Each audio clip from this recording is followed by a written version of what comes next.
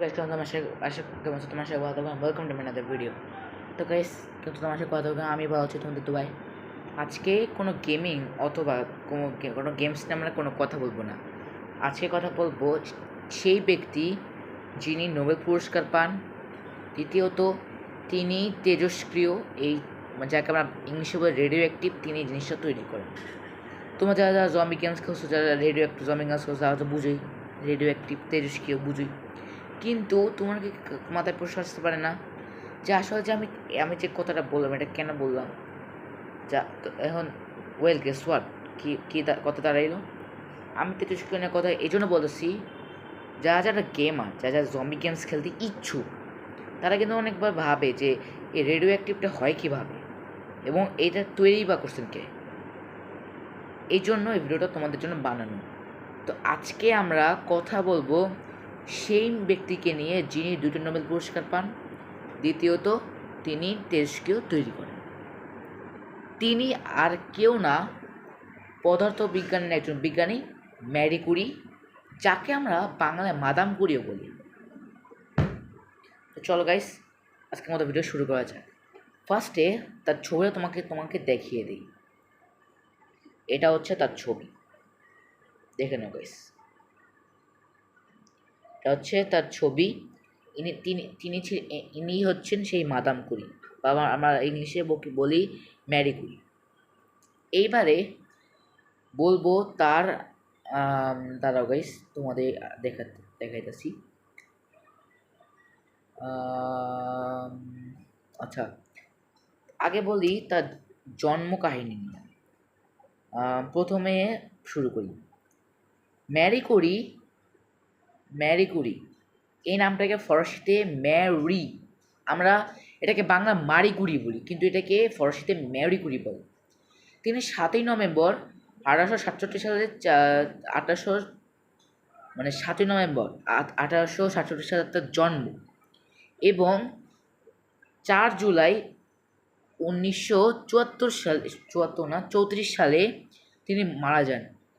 এই কটা বছরের মধ্যে তিনি কি কি করছেন তা আজকে ভিডিওতে তোমরা বুঝতে পারবা। প্রথম মহিলা বিজ্ঞানী যিনি নোবেল পুরস্কার লাভ করেন, ইনি সেই প্রথম ব্যক্তি যিনি নোবেল পুরস্কার লাভ করেন।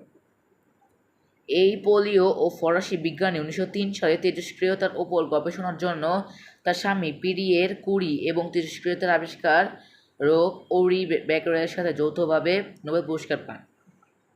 এই পোলিও এবং ফরাসি যে তিনজন ব্যক্তির নাম বললাম, ম্যারি কুরি, পিরে কুরি এবং ওরিল বেকারল, এই তিনজন হচ্ছে এই তেজস্ক্রিয়তার পিছনের মেন লোক। তারাই এই তেজস্ক্রিয়তার জন্য তারা নোবেল পুরস্কার লাভ করেন। তিনি ছিলেন প্রথম মহিলা বিজ্ঞানী যিনি বিজ্ঞানের দুটি ভিন্ন ভিন্ন শাখায় নোবেল পুরস্কার জিতেন। এর মানে যে তিনি প্রথম ব্যক্তি যিনি বিজ্ঞানে দুটি ভিন্ন ভিন্ন শাখায় নোবেল পুরস্কার জিতেন। ঠিক আছে, তিনি প্যারিসে বিশ্ববিদ্যালয়ের প্রথম মহিলা অধ্যাপক ছিলেন এবং তিনি ছিলেন প্রথম মহিলা যার অসামান্য মেধার কারণে 1995 সালে পান্তিয়ের সমাহিত করা হয়।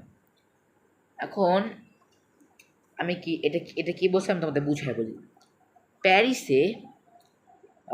প্যারিসের বিশ্ববিদ্যালয়ে তিনি অধ্যাপক হিসেবেও কাজ করতেন এবং তিনি ছিলেন প্রথম মহিলা যার অসামান্য কারণে তাকে 1995 সালে তাকে প্যান্তনি মনে গাইস দাও দেখাতেছি। এই যে এই শব্দটা এই যে গাইস এই শব্দটা, এই যে এটা একটু আমাকে ক্ষমা করে দিয়ে সমাহিত করা হয়, মানে তাকে আমি যতটুকু জানি যে তাকে মনে হয় বিশ্ববিদ্যালয় থেকে বের করে দেওয়া হয়। তারপরে তার জীবন কাহিনী আমরা শুনলাম, বা জাতীয়তা বলি। প্রথমে বললাম, আর একবার বলি, তোমরা শুনে নাও।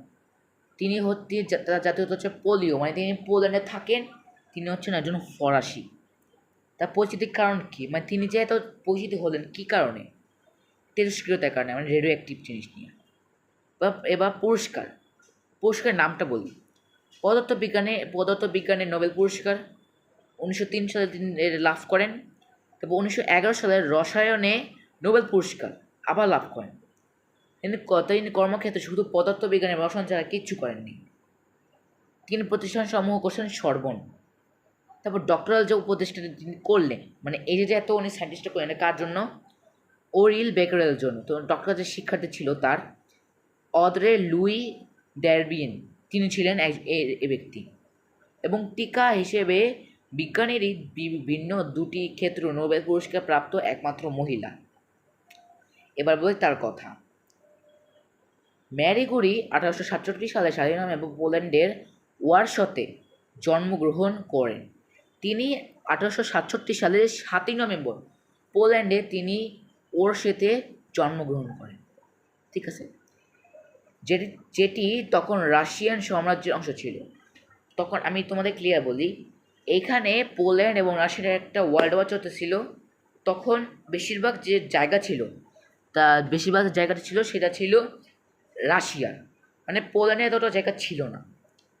তারপরে ম্যারি কুরি ওয়ারশর গোপন ভাসমান বিশ্ববিদ্যালয়ে অধ্যয়ন করেছিলেন এবং ওয়ারশতেই তার ব্যবহারিক বৈজ্ঞানিক প্রশিক্ষণ শুরু করেন।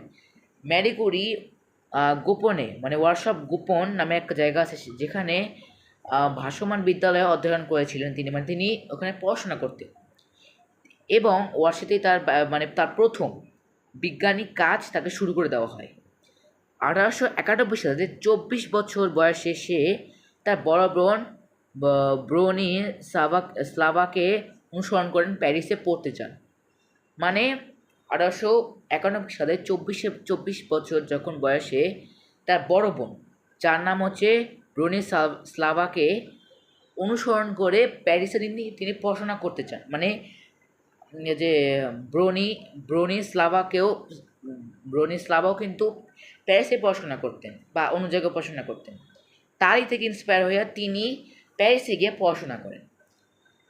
সেখানে তার পরবর্তী বৈজ্ঞানিক কাজ পরিচালিত হয়। মানে তিনি যে প্রথম ভাসমান বিদ্যালয়ে যে তিনি প্রথম বিজ্ঞানত যে করতেন সেটা তো ছিলই, তারপরে সে প্যারিসে গিয়া আবার পরবর্তী বিজ্ঞানীতে পরিচালিত করেন। 1903 সালে মারি কুরি তার স্বামী পিরে কুরি এবং তার পদার্থবিদ হেনরি বেকারেলের সাথে পদার্থবিদ্যায় নোবেল পুরস্কার জেতেন। 1903 সালে মারি কুরি, তার স্বামী পিরে কুরি এবং তার পদার্থবিদ, মানে বলা যায় যে তার সায়েন্টিস্ট বলা যায়, তোমার ভেবে নাও, তিনি হচ্ছেন হেনরি বেকারেল। এই তিনজন ব্যক্তি একসাথে নোবেল পুরস্কার লাভ করেন 1903 সালে। তিনি একভাবে 1911 সালে রসায়ন নোবেল পুরস্কার জিতে, মানে তিনজনই একসাথে 1911 সালে মানে রসায়ন বিজ্ঞানে নোবেল পুরস্কার পান। প্রথমে যেটা বললাম 1903 সালে সেটা হচ্ছে তেজস্ক্রিয়তা নিয়ে, এখন 1911 সালে সেটা হচ্ছে নোবেল পুরস্কার নিয়ে। পদার্থবিজ্ঞানে তিনি নোবেল পান তেজস্ক্রিয়তা নিয়ে কাজ করার জন্য। আজ যেটা আগে বললাম যে তিনি তেজস্ক্রিয়তার জন্য তিনি এত জিনিস লাভ করলেন। তারপর তার রসায়নের নোবেল পান পিচ ব্লেড থেকে রেডিয়াম পৃথক, মানে পিচ ব্লেড থেকে রেডিয়াম, তার মধ্যে তার অনেক রেডিও অ্যাক্টিভ এলিমেন্টস আছে যেগুলা বিভিন্ন জায়গায় কাজ করা হয়।